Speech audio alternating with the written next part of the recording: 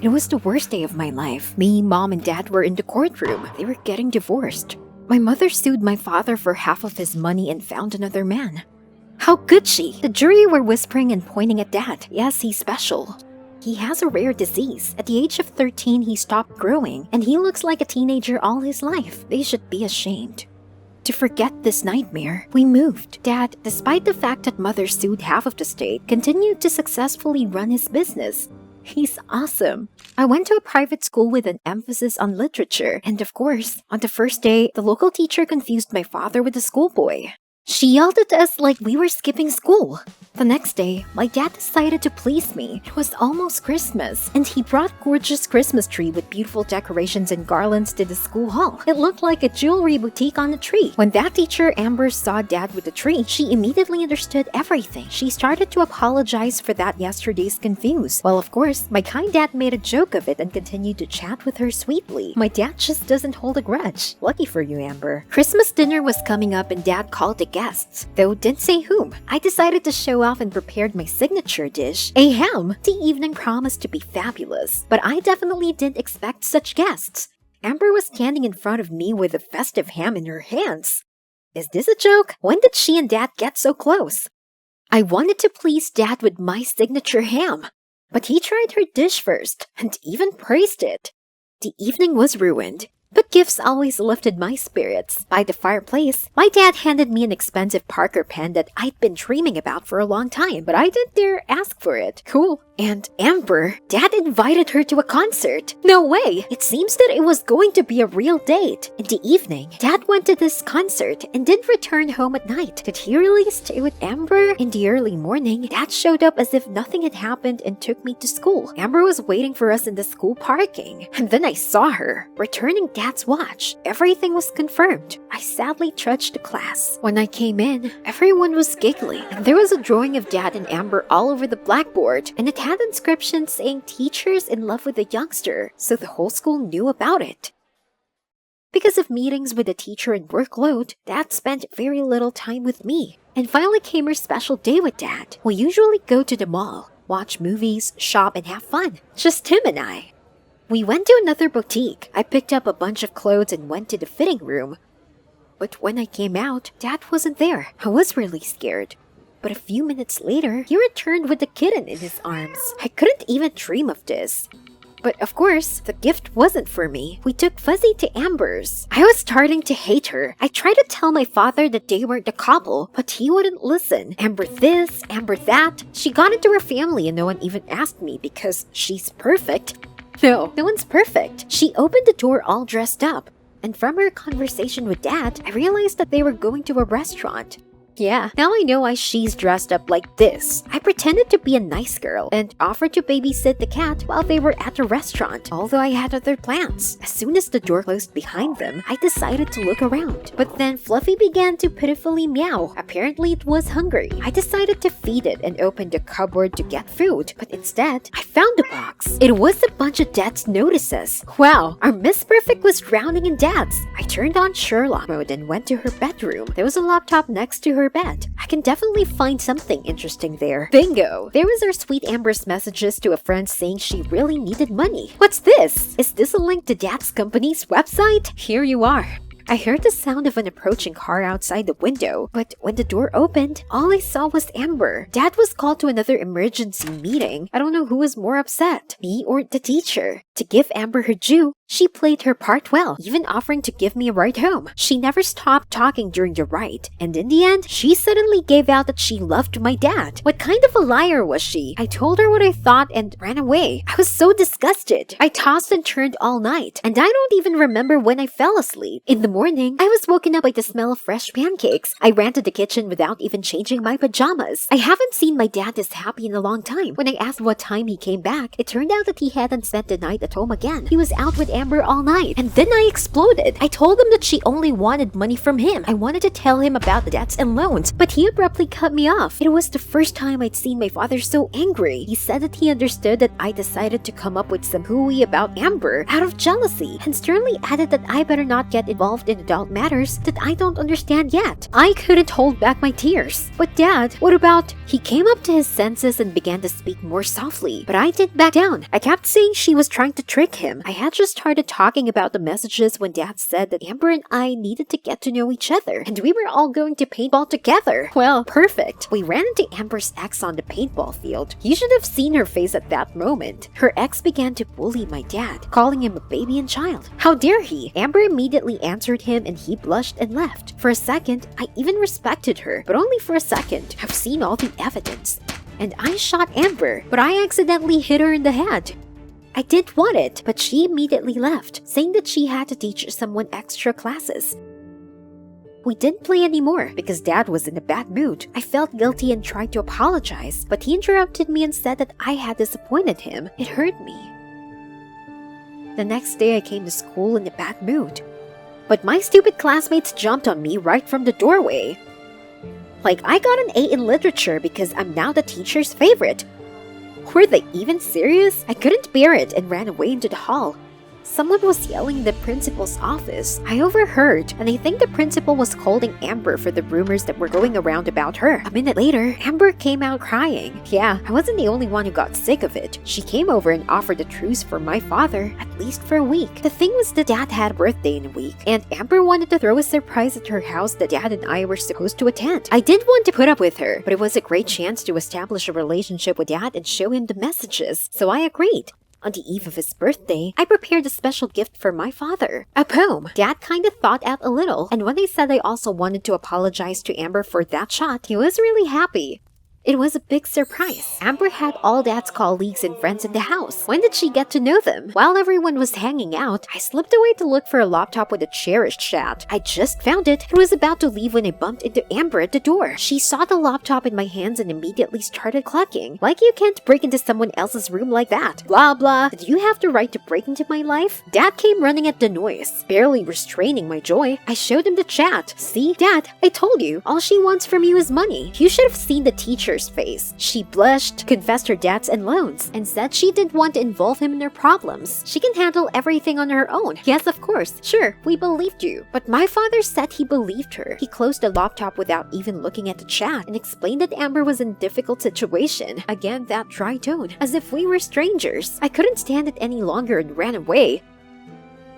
I hate Amber. Even at home, I couldn't hide from this snake. Dad used their picture as a wallpaper on his laptop. I had to do something. And then I got an idea. It may be cruel, but I decided to leak a photo of Dad and Amber kissing in the internet from an anonymous account. Let everyone think that the teacher seduced the student. I think neither the school nor the authorities will be happy about this. And Amber will get punished. Yes, Dad, I used your illness, but it's for your own good. I'm sorry. In the morning, I was wildly embarrassed and left for school early. There was a chaos. The photos spread all over the city. Journalists and police arrived. Was she really going to jail? Suddenly, Dad appeared. When he saw the crowd, he asked what was the matter. A minute later, the police were escorting Amber out. She looked very confused and I couldn't look her in the eye. Dad still didn't understand what had happened. While we were waiting for Amber at the station, my shocked dad was reading an article on the internet where there was a photo of him and Amber with a headline, "Photo of a teacher kissing a teenager turned out to be fake." He couldn't understand who could have done such a cruel thing to him, and I was embarrassedly silent. Soon, Amber was released. The cop asked her if she would file a libel complaint, but she refused. She knew I was behind it, though. I was afraid that she would tell father, but all Amber told Dad was that they needed to break up, and then she quickly left. After that, Dad called her and even came to her place, but she ignored him. Dad got depressed and was all because of me. Did he really fall in love with her? I brought up the chat theme once again, and then I found out the truth. It turns out that Amber didn't need the money. She wrote about her mother, who needed an expensive surgery, and she had already gotten loans when Amber and Dad got together, so it turns out that her feelings were sincere. I tried to find Amber at school to apologize, but the scandal was so big that she was fired. I steeled myself to tell my dad the truth. I was the one who did it, and I was the one who made Amber leave Dad. I'd never spoken so sincerely in my life as I did at that moment. Dad was in shock, but most importantly, he forgave me. He immediately called Amber, and we found out that she was going to fly to Seattle. Her flight was today, and we rushed to the airport. There were only 5 minutes left before the boarding was over. But we made it! Amber heard me and Dad calling her name. She dropped her tickets and ran into Dad's arms. And then without a word, they hugged me. And then I realized that she wasn't my enemy, and my desire to protect my dad was actually jealousy. We've been living together ever since. Amber and I had a lot in common. For example, love for cats, hams, and of course, for Dad. Quite a nice set, isn't it, Fuzzy? My teacher was standing in front of me, in a suit and with a bouquet of flowers. He said that he wanted to meet my parents so that they would understand that my boyfriend was not some crook. I was speechless. You're my teacher. But then the folks came out into the hall. I was an excellent student. My parents insisted that studying was the most important thing, and only after it was over, I could think about relationships. That's why I never had a boyfriend. Unlike good grades. I was supposed to graduate from college soon, but there was one problem, and it was Mr. Black, our new swimming teacher. Unlike the previous one, refused to give me grades only for reports, and I didn't know how to swim at all. No matter how much I tried to learn, everything was in vain. But I needed an excellent certificate. After all, this was so important for parents. And I came up with a brilliant idea. I could have seduced Mr. Black. Then he would give me an A. Done! Immediately after the lesson, I went up to Mr. Black and, winding a curl on my finger, asked for additional classes. But Mr. Black didn't even bat an eye. He nodded at the pool and said that he had free time now. Mr. Black drove me into the pool and forced me to do exercises at the side. Not only did nothing work out, I also swallowed water. But I had to stay the course. I would get an A. I came to the next class in a very open swimsuit. Mr. Black even kept his eyes on me. I finally interested him. But he snapped that such swimsuits were prohibited and sent me to change. Maybe he had a girlfriend. Waiting for the moment when Mr. Black was distracted, I grabbed his phone and quickly flipped through his messages. Not a single romantic one. Then I typed in my number under the name My Baby and was just about to put the phone down. Suddenly, Mr. Black's voice came from behind. What's going on? I blinked innocently.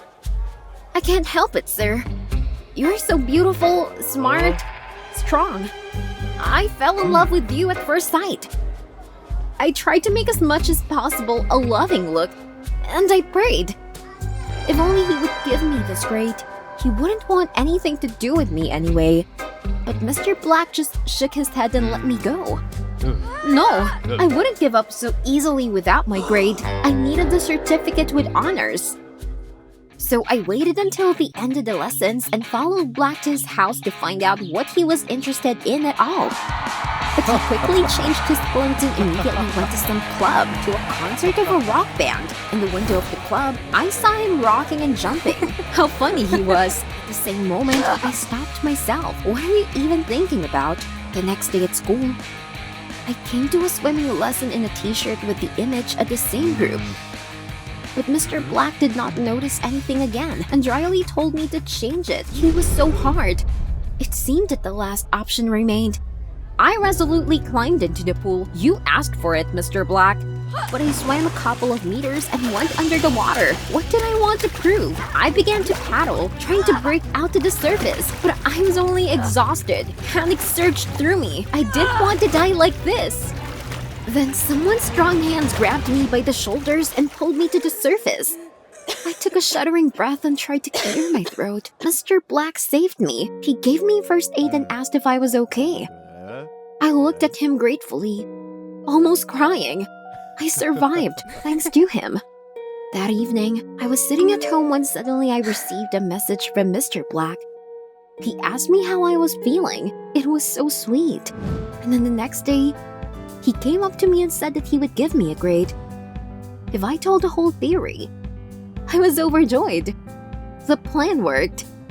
I came to Black's office, having previously changed into a t-shirt of the same rock band, but it never got to the theory. Mr. Black praised the t-shirt and said that he had notified it before, but did not think that I really listened to such music. I immediately lied that it was my favorite. And then we started discussing everything in a row, from movies to swimming techniques. We laughed a lot. And at some point, he touched my hand. I froze in fright. He looked me in the eye and asked if I was really in love with him. I swallowed and lied. Yes, very much. I would even get married. It's a pity you don't feel the same way about me. Black was silent for a while and then he gave me an A. I almost jumped up. Finally, the circus was over. But the next day, I unexpectedly received flowers with a note from Black. I didn't even read it. I just saw the name. At this moment, my parents just returned from work. I immediately hid the flowers under the bed. If they saw them, they would punish me for flirting with guys instead of studying. Especially with the teacher. I was afraid that Black had fallen in love with me, so I tried to avoid him, but he persistently sent me gifts, which I hardly hid in the room. And then he started writing me compliments. It was even nice. But I had to delete the messages so that my parents wouldn't see them. And the other day, Black caught up with me on the way home and started talking about relationships. We could start dating when I graduated from college. My stomach clenched with fear. I immediately interrupted Black and lied that I loved him very much, but because of evil parents, I would not be able to date. He thought about it and then he grinned strangely and left. It seemed suspicious to me. But I thought he finally calmed down. In the evening, I was having dinner with my parents when suddenly he appeared on the doorstep with flowers. "What the hell are you doing here?" And he happily said that he wanted to meet my parents so that they wouldn't think that my boyfriend was some kind of crook. I was in shock and immediately shouted that I could not date the teacher. And I demanded that he never come back. Then Black frowned and left in silence. My parents were standing in the hallway, their arms crossed over their chests. They snapped that I was now under house arrest. After all, instead of studying, I was hanging out with not some guy, but a teacher. After that, I didn't meet Black again, but I must admit, I missed his attention. I saw how other students communicated with him, and I was angry. God, was I jealous of the teacher? I also missed him. When he helped a colleague push the car out, I involuntarily looked at his muscles, how strong he was. That's enough. We would graduate tomorrow, and we would say goodbye forever. On graduation day, I was one of the first to go on stage. Then someone from the audience shouted that I was dating a teacher. Everyone saw how I went to him and hit on him. They started teasing me with the bride. I almost burst into tears and shouted in despair that this was not true. I didn't like Black. I pretended to be in love for my grade. And then I saw Black at the end of the hall. After my words, he left. The principal called me and Black to his office after the ceremony. He said that I could lose my certificate, and Black suddenly exhaled that I had nothing to do with it. It was his initiative. He showed sympathy for the student. The principal angrily announced that he was firing him. My jaw almost dropped. After that, we were kicked out of the office. Black was gloomy. I quietly asked why he did it, but he said sadly, "The main thing is that you will have a long-awaited certificate." Black added that he was wrong to think he could do something with me. I just really reminded him of his first love. And then he left. I was sitting at home in confusion. Black had real feelings for me, and I just betrayed him. Destroyed his fate and life. He sacrificed his job for me. How noble he was after all. No, I had to fix everything. I wanted to go to him to at least apologize, but my parents forbade me to go out and locked me in the room, reminding me about house arrest. I was desperate and cried into my pillow all night. My parents didn't understand me at all. That's enough. I did everything for them all my life. And he was the man of my dreams. It was time to decide my own fate. I had to climb through the window and run to Black's house. But he wasn't there. There was only the landlord, who said that Black had already left for the train station. A chill ran down my spine. No! I immediately ran as fast as I could to the train station and began to look for Black. "Where are you?" And then I saw him. Black was just getting into the train car, but I stopped him. I tearfully apologized for trying to take advantage of Black. After all, I just wanted happiness. I thought it was a certificate with honors, but now I understood. My happiness is you, Mr. Black. Just stay here. He was silent for a long time, while my heart was bursting out of my chest, and then he suddenly smiled. And we walked out of the station arm in arm. I think I found my first love. Did you like the video? Subscribe and like it. Support the channel. Thank you. Dad and I haven't seen each other for a year while I was in college, and finally the holidays began. I was home. The door opened, but instead of my father, I saw my former classmate Bonnie. She used to take my money for lunches by force and tease me, a girl with a complex of the excellent pupil. I didn't understand what she was doing here. But Bonnie joyfully showed off the ring and added that she was my father's fiancé. What is this? A prank? Dad came out and said he was happy for my return. And then, like nothing happened, he went to the kitchen to warm up dinner. 3 years ago, Dad divorced my mom because of her addiction to gambling. It wasn't easy for me, but I was a strong spirit. I coped. She even played with me for money and was always angry when I was winning. My father barely recovered after my mom left. I then took over all the businesses around the house, supported him while he struggled with depression. We were very close during this time. I loved Dad a lot. I swore to myself I wouldn't follow in her footsteps. I was hoping Dad's new girlfriend would be good. But it was clearly not about Bonnie. In school, she only mocked everyone around. All evening, she did give me a word to insert, was chirping about something, and rubbing the diamond earrings that Dad gave her. Yeah, he probably spent a lot of money on them. It was nasty for me to look at her, and I went to wash the dishes, but my newly minted stepmother followed me. She suddenly decided to apologize for everything that was between us at school. And she also said she loved my dad for real. Yeah, of course, Dad was fascinated by her, and she embezzled money from him. I didn't believe one word of her. I needed to open Dad's eyes as soon as possible. I planned to spend all the holidays here, so I decided to follow Bonnie's every step. She would certainly give herself away. And on the second day, I noticed that Bonnie was constantly calling someone. And when I went into the room, she immediately stopped the call. What are you hiding, Bonnie? While she was in the shower, I made my way to look around her room. I saw some plays of paper on the shelf. There was a phone number and the name Carl. Was he her lover? I took a piece of paper to myself. It would be useful to expose Bonnie at the right moment. But most suspiciously, when my dad lingered at work late, Bonnie always left. I once asked her where she was going, but Bonnie answered calmly that to yoga. All dolled up in a tight dress to yoga. I called Dad and asked the address of the yoga center. I lied that I wanted to pick up Bonnie after class. Oddly enough, he was aware. Dad was very happy that I finally decided to make friends with my stepmother, and I immediately went to the address. Of course, Bonnie was not there because the yoga center was closed for repair. That's the end of your relationship, Bonnie. While I was away, Dad came home. I broke into the living room and already wanted to tell about the fact that Bonnie had a lover. But Dad was concerned about something. He looked coldly at me and said a large amount of money was missing from the house.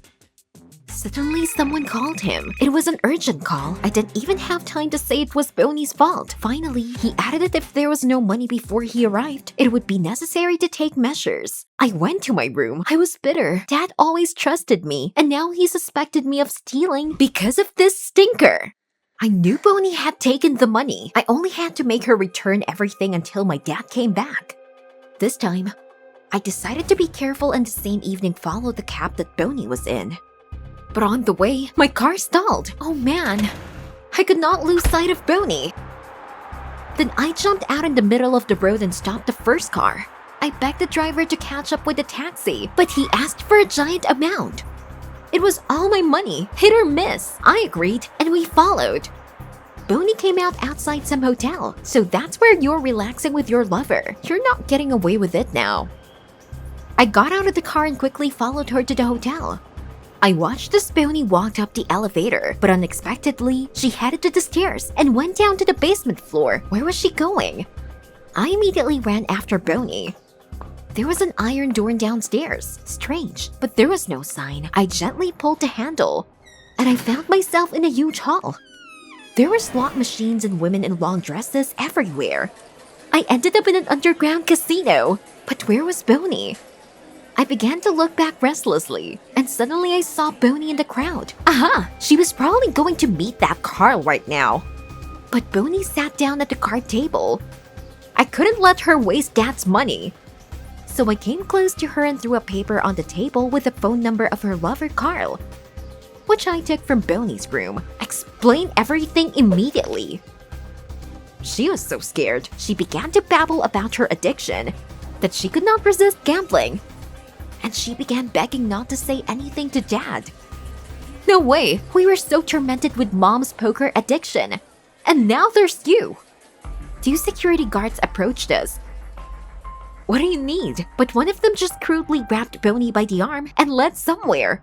Damn, what is going on in here? The second guard suspiciously asked me if everything was okay. I felt a chill down my spine. I realized that I had to get away from him as soon as possible, and I said I just needed to go to the ladies' room. For a second, I felt scared, because the type that grabbed her looked very intimidating. So as soon as the guard turned away, I followed Bonnie unnoticed. The door to the room where she was brought was opened. I looked inside and saw Bonnie standing in front of some man. She called him Carl and sobbing, asked to wait with her dad. Carl showed the guard on her handbag. And the guard answering, "Okay, boss," took it away from Bonnie. He dropped all the contents of the handbag on the table and I saw a wad of money. Everything was immediately clear to me. I knew that Bonnie was a thief. The boss got a pack of bills from there and began to recount. At this point, someone sharply put their hand on my shoulder. I turned around. It was the second guard from the hall. He said the toilet was not here. I dashed to the exit, but he grabbed me and dragged me into the office to the boss. Seeing me, Bonnie rushed in my direction, but the guard held her off. I begged to let me go, but the boss only nodded to the guard. Panicked, I tried to hold on to something and grab the boss's jacket. Suddenly, a gold card of the poker club fell out of his inner pocket. Such were given only to the coolest players. Mom had the same, and then I got a crazy idea. I grabbed the card and threw it on the table to the boss. This trinket is given to everyone in a row. I'll easily beat you. For a second, I noticed the boss's eyes glittered. So, I hit the point in a faltering voice. I offered to play for my and Bonnie's freedom and forgiveness of her dad. And in case of losing, he could do to me and Bonnie everything he wanted. The guard tried to dissuade his boss, but the boss gave me a sign. And I was sat down opposite. Bonnie was shaking with fear and looking at me with hope. I was afraid to, but the game had already started. I tried to remember all my mom's poker commandments. Be they damned, and strangely enough, I was lucky. At the end of the game, I even almost got into my hand the coolest combination of flash royals. There was only one card left, but when I pulled it out, the hope of winning collapsed. I raised my eyes to the boss. Judging his smile, he clearly pulled a good card. I panicked. My hands started sweating. He was going to win now. Things were bad. Suddenly, I felt someone's hand on my knee. It was Bonnie. I looked at her with surprise. She winked at me. I looked carefully and found a Dubé ace on my knee. We were saved. I proudly laid out a royal flush, and the boss, seeing this, hatefully threw the cards on the floor. Bonnie, we're free. But the boss bared his teeth. Not so fast. Hey, we got a bet, but the guards already surrounded us. I pulled away and ran up to the switch. Turning off the light, I grabbed Bonnie and immediately popped out of the office. We ran to the exit, pushing people and hitting slot machines. We were almost at the exit, and then I heard someone scream. I turned around and saw the boss grab Bonnie. She couldn't run. Damn, I was so close to the exit, but still couldn't leave her in his clutches. Then I pushed the boss away from Bonnie with all my strength and tightly grasped her hand, dragging her to the exit. People looked scarred at us, but we didn't care. We ran out into the street and the guards kept chasing us. We rushed away as fast as we could. Only a couple of blocks later, they fell behind and we stopped to rest. I blurted out that if it weren't for the light, anything could have happened. To which Bonnie enthusiastically said it was her best game. And then she got cards out of her sleeve. Bonnie said she always tried to swindle, but it never worked. And you're good. But then I remembered that we got mixed up in it because of her. Forgive me, she said. Bonnie said she had gambling problems in school. Her parents were alcoholics, and she could only feed herself by playing poker and taking money away from other children. Suddenly, Bonnie extended me Dad's money. It turned out she managed to grab them from Carl's table, and she added that she would no longer interfere with my dad and me. He hardly needed a wife like that. After that phrase, Bonnie turned around and walked away. Bonnie finally left us alone. But my stomach just dropped for some reason. What if she just got really confused? So I caught up with Bonnie and said I wouldn't tell my father anything if she agreed to be treated for her addiction. That would be her secret. Bonnie was moved and hugged me.